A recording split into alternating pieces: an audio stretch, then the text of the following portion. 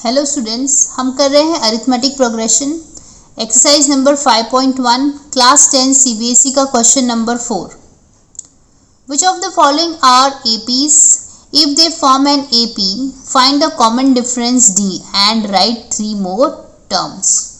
तो हमें कुछ क्वेश्चन दिए हुए हैं, हमें पता करना है कि क्या एपी बना रहा है वो, और अगर एपी बना रहा है तो फिर उसके अगले 3 टर्म हमें फाइंड करना है। ओके, तो हम कर रहे हैं 11th वाला क्वेश्चन। अब इसका भी डिफरेंस निकाल लेते हैं। डी क्या होगा, देखो यहाँ पर ए स्क्वायर माइनस ए, मतलब ये क्या होगा, देखो ए कॉमन हो जाएगा तो यहाँ पर ए बचेगा और यहाँ पर -1 बच जाएगा। ठीक है, अगला डी निकाल लेते हैं, मतलब ए क्यूब माइनस ए स्क्वायर। ठीक है, यहाँ पे क्या कॉमन होगा, ए स्क्वायर कॉमन होगा तो ये हो जाएगा ए और यहाँ पर -1। एक डिफरेंस ये है और दूसरा डिफरेंस ये है। देखो यहाँ पर a बाहर है और यहाँ पे a स्क्वायर बाहर है। ठीक है, यहाँ पे a-1, यहाँ पे भी a-1, पर डिफरेंस तो अलग अलग है, तो we can say that it does not form AP। हम लिखेंगे as D is not constant, it does not form AP। ठीक है, अगला क्वेश्चन करते हैं। ओके, तो क्वेश्चन नंबर 12 कर रहे हैं हम लोग। डिफरेंस निकाल लेते हैं। √8 को हमें माइनस करना है, √8 में से हमें माइनस करना है √2 को। अब देखो √8 क्या होता है, 2 × 2 × 2 होता है, राइट। 8 को अगर हम फैक्टर करें तो क्या बनेगा, 2 × 2 = 4, 4 × 2 = 8 बनेगा, और यहाँ पर क्या है, √2 है। ठीक है, तो देखो हम यहाँ से क्या कर सकते हैं, यहाँ पे 2 की जोड़ी बन जाएगी तो ये 2 बाहर आ जाएगा और अंदर बचेगा सिर्फ एक √2, और यहाँ पर √2 एज इट इज। कॉमन क्या है, √2 कॉमन है तो हम ले लेते हैं √2 कॉमन, और अंदर बचेगा 2 और यहाँ पर -1, मतलब ये क्या बनेगा, देखो √2 × 1, मतलब ये फाइनली क्या आ जाएगा, √2 आ जाएगा। तो ये तो वो हमारा पहला डिफरेंस। ठीक है, दूसरा डिफरेंस भी हम निकाल लेते हैं। D = इस बार हम लेते हैं √18 माइनस √8 ले लेते हैं। अरे सॉरी, ये 8 था, मैंने गलती से लिख दिया, चलो हम वापस से इसको कर लेते हैं। तो D हम फिर से लिख लेते हैं। D हमारा क्या होगा, √18 माइनस √8, राइट।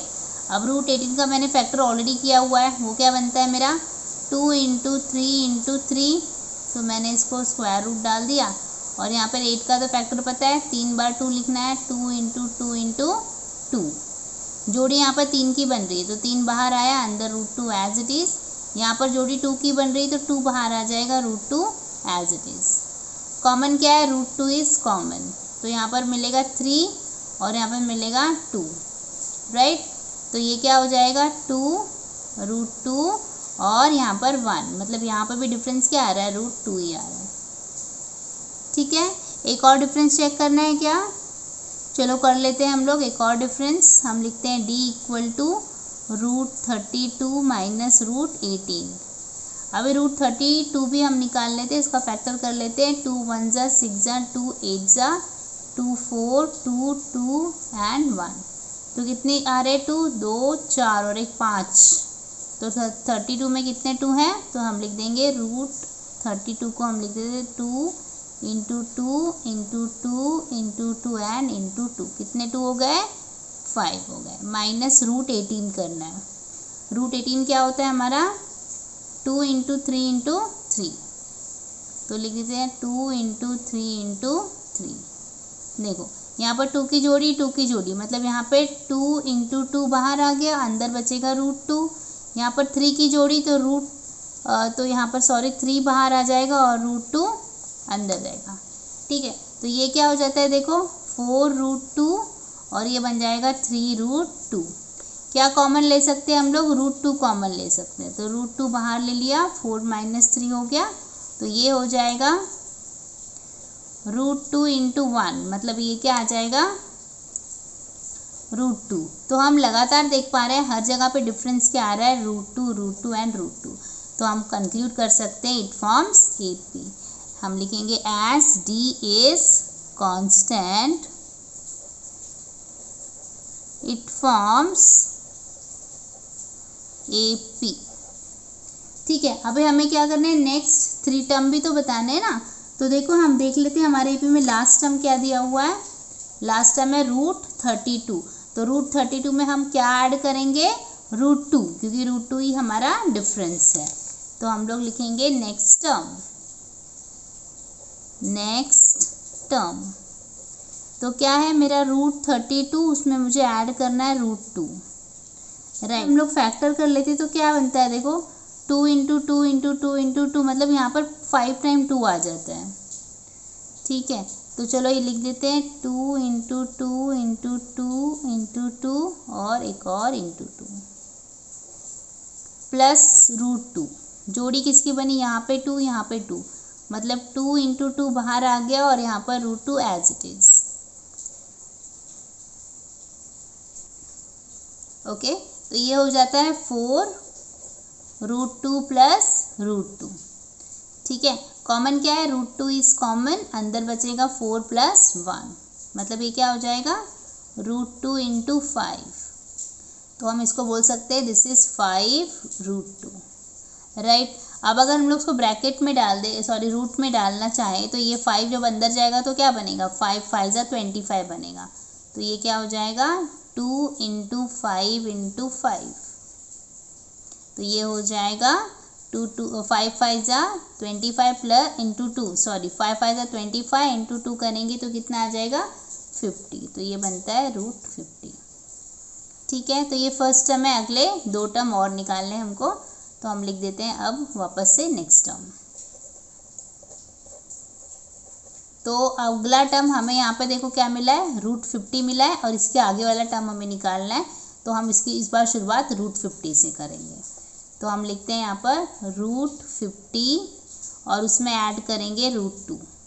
अभी देखो √50 क्या होता है, √50 को अगर हम लोग फैक्टर करेंगे तो क्या मिलेगा हमको, देखो 50 को फैक्टर करते हैं तो 2 25 5 5, मतलब 2 की जोड़ी 5 की जोड़ी बन जाएगी। मैं यहाँ पे लिख देती हूँ, ये बनता है 2 इंटू 5 इंटू 5 प्लस √2। तो 5 5 की तो जोड़ी बन गई, तो ये बाहर आ जाएगा और अंदर रहेगा √2 प्लस √2। ठीक है, क्या है कॉमन, √2 इज कॉमन, तो अंदर मिलेगा 5 प्लस 1, मतलब ये होगा √2 इंटू 6, मतलब ये बन जाएगा 6√2। अब जब 6√2 के अंदर जाएगा तो क्या बनेगा, 6 6 जा 36, तो ये बन जाएगा 2 इंटू 36। ठीक है, और 36 2 जा हम करेंगे तो √72 आ जाएगा। तो ये हुआ हमारा नेक्स्ट टर्म। आगे जाते हैं, एक और नेक्स्ट टर्म हमें निकालना है, इसके भी आगे नेक्स्ट टर्म लिख देते हैं। अभी हमें कौन सा मिला है, √72 मिला है। तो अब हम क्या करेंगे, √72 में हम ऐड करेंगे √2 को। अगर हम लोग 72 को फैक्टर करेंगे तो क्या मिलेगा, देख लेते हैं। चलो 72 को हमने फैक्टर किया, 2 3 जा 6 जा 2 1 जा 8 जा 2 9 जा 3 3 और 1। देखो 3 की जोड़ी बन रही है और 2 की जोड़ी बन रही है। तो पहले तो हम लोग इसको लिख देते हैं, क्या आया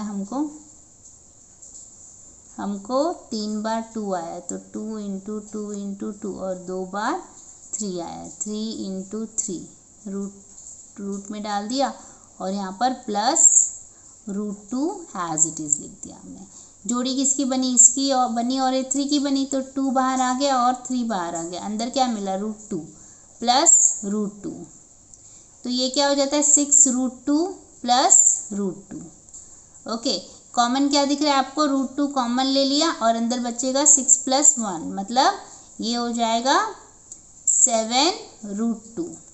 अब जब 7 अंदर जाएगा तो क्या बनेगा, 7 7 जा 49, तो ये बनेगा 2 इंटू 49। ओके, 49 को 2 से मल्टीप्लाई करेंगे तो क्या मिलेगा हमको 98, तो √98। तो फाइनली हमें नेक्स्ट 3 टर्म क्या मिले, देयरफॉर नेक्स्ट 3 टर्म्स आर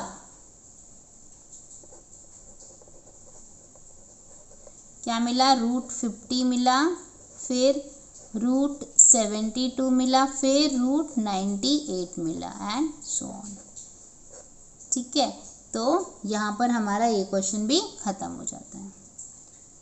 ठीक है, आई होप आपको समझ में आया। Keep watching, keep learning. Thank you.